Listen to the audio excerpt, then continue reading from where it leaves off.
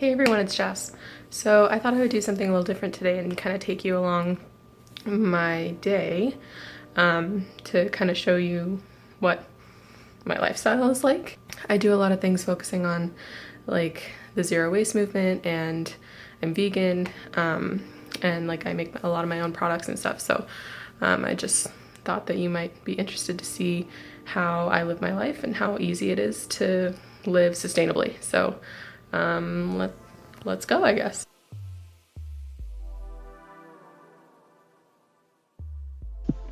One of the products I'm starting my day out with is my homemade toothpaste, which I keep in this little mason jar.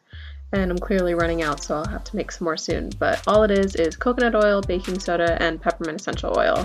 I'll be making a full video soon on how to make it.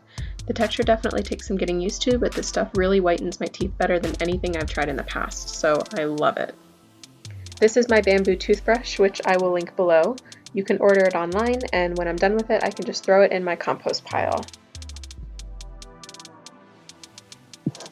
The next thing I'm using is this deodorant from Blossom. I will also link it below. I've had this deodorant for almost a year, and as soon as it's used up, I will be taking a crack at making my own deodorant, so stay tuned for that. Another thing I do in the morning is put coconut oil all over my body. I live in Colorado, which is very dry. I've never seen my house above 2% humidity, so I definitely find that coconut oil helps me stay hydrated and my skin and my face feeling alive and ready for the day.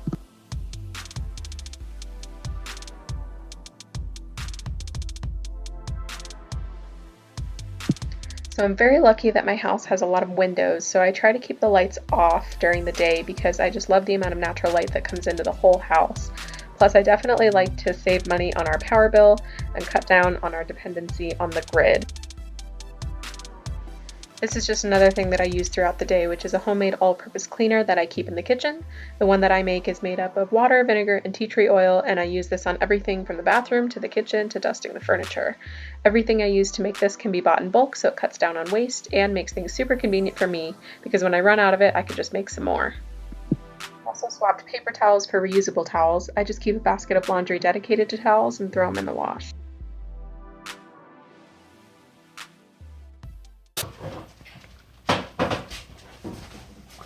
Say hi.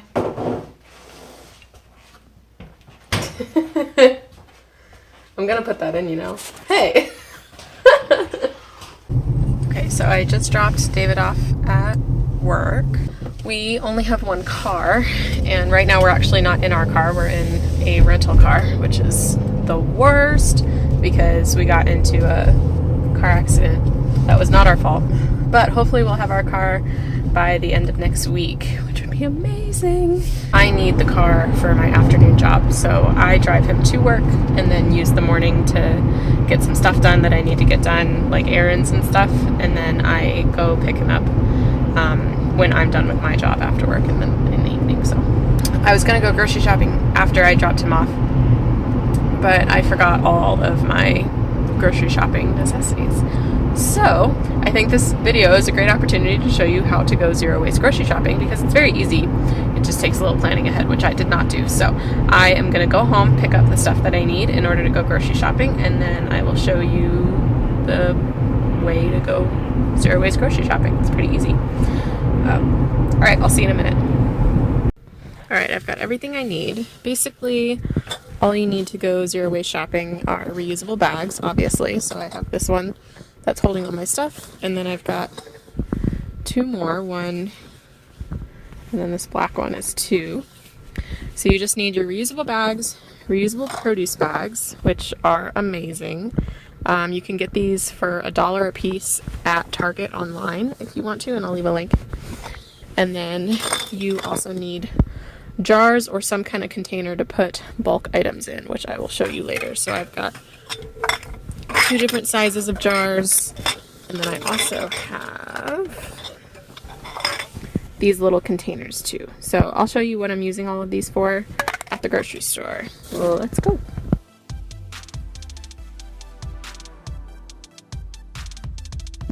I realize that all grocery stores are different, but I encourage you to explore your area and see what's available to you. So these are bulk bins, which are basically areas that you can fill your own containers with whatever you want. from nuts to candy to flour and other kitchen essentials.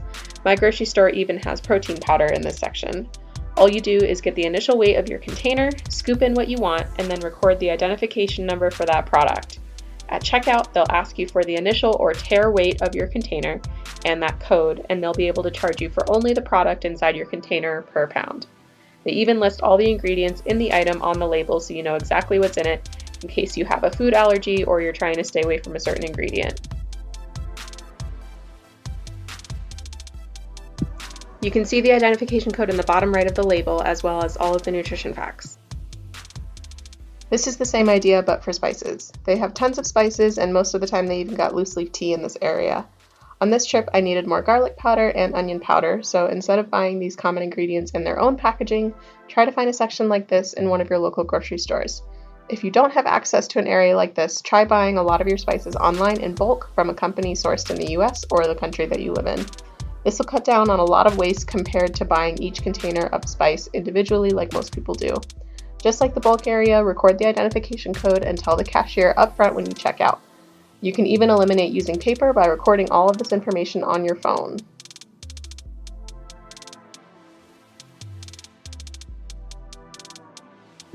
My grocery store also has a clearance section, which I always check for things that are about to be thrown away and that I can eat or use.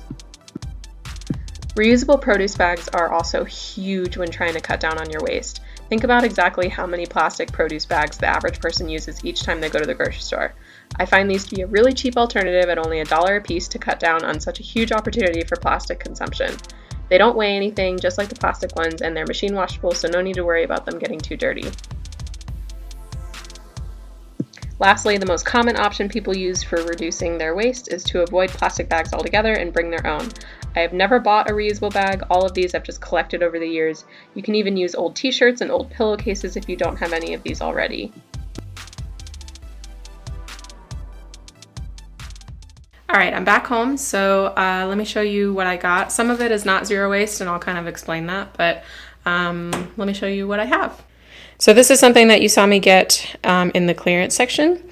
It is vegan and it's actually got a lot of really good ingredients, like dates and almonds, walnuts, stuff like that. No added sugar. It's fair trade, which is really great, but obviously this is not zero waste.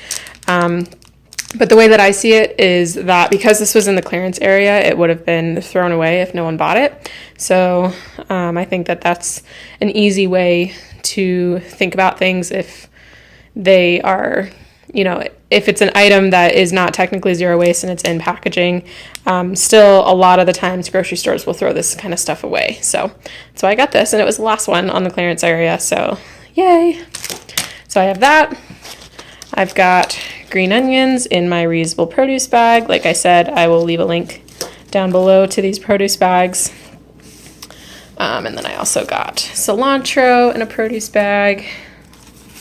And then a sweet potato, and I'm actually going to take this one out. Yep, sweet potato. I think it was technically a yam, but whatever. Asparagus. And these rubber bands cannot be recycled, but they encourage people to reuse them, and that's what I do. So these rubber bands, I'll show you. I've got an area over here. Let's see.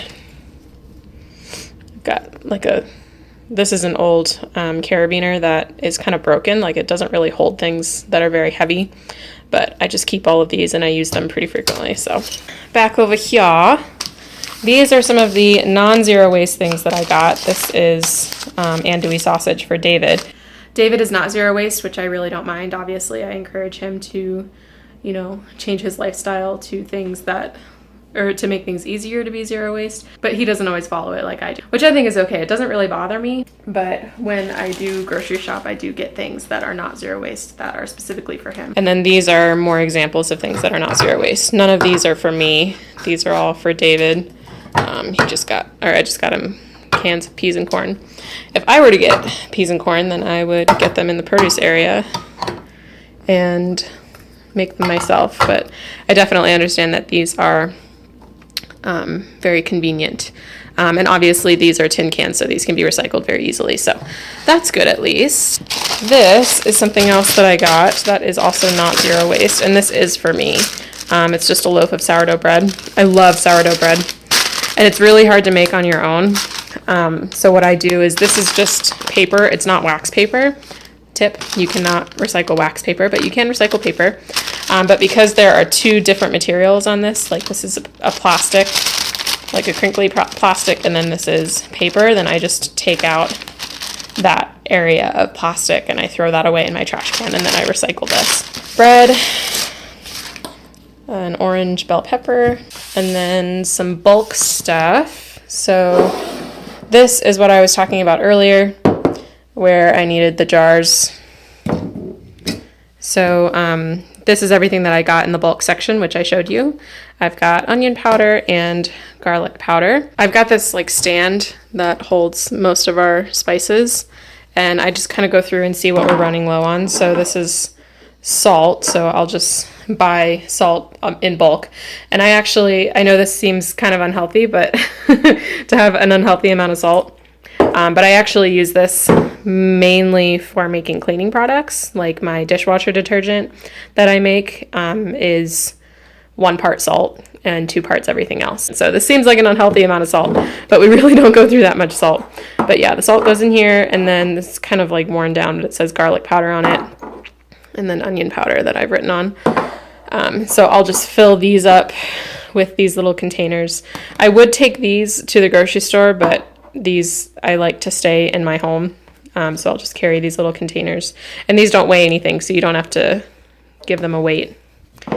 Almonds, and I talked about the salt, and chickpeas. So these are dried chickpeas. You just have to rehydrate them. I'd say it takes about maybe 20 minutes of boiling them to rehydrate them, and then you can use them however you want, and they're just like the chickpeas that you would buy in a can. These are dehydrated. And then the last thing that I got are these blueberries. David asked for these. He asked me to make him some blueberry muffins for breakfasts in the morning, and I got 3 of these. Obviously, again, these are not zero waste. They come in plastic packaging, which is why we consider blueberries as like a treat, and any kind of berry like strawberries or blackberries or raspberries, anything that comes in this plastic packaging. We really don't get them very often because they come in this packaging. Obviously, this packaging is completely recyclable, which is amazing.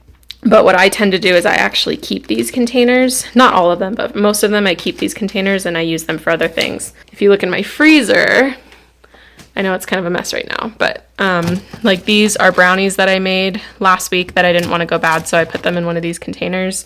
And then I make my own vegetable broth, so these big containers come in handy a lot when I am making vegetable broth. I'll just keep all of the stuff and then freeze it and then throw them into a vegetable broth and make it. And then I keep all of the extra ones.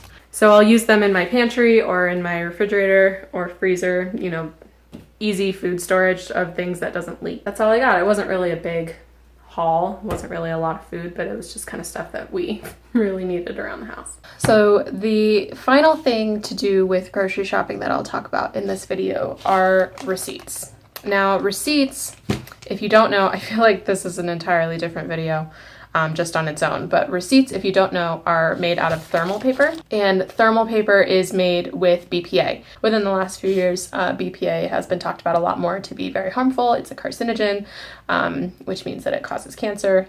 I'm sure there's some kind of debate on this that we could have, but BPA is very bad for you.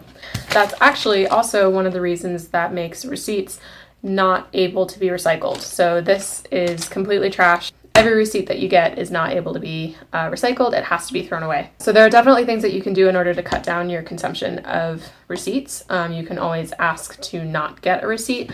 That doesn't always work because sometimes the machine is just set up to automatically print a receipt, and then it prints and then they throw it away. So that's still creating waste even though it's not ending up in your trash can. But that is definitely an option, and most of the time that works. Something else that you can do is if you are shopping at a place that has that automatic printing of receipts, that there's really no option to not get a receipt, definitely use your voice and contact that company's corporate office and complain about it and say, I think that you should give us an option to not print a receipt in your system, because it's bad for the environment, it's bad for the health of the cashiers because they're handling receipts all day, and it's bad for the consumer. So that's definitely an option too. Thank you so much for going along my day with me. It was definitely a lot of fun bringing you guys along with me to kind of show you some of the little things that I do in my life, in my daily life, to try to cut down on my waste and try to be a more mindful consumer. And definitely grocery shopping is a huge part of that. So I hope that you found this video useful. Please like and subscribe. You can hit the little subscribe button down below, and then you will be able to see all of my new videos when I upload them. I hope that you guys have an amazing day, and I will see you later. Bye.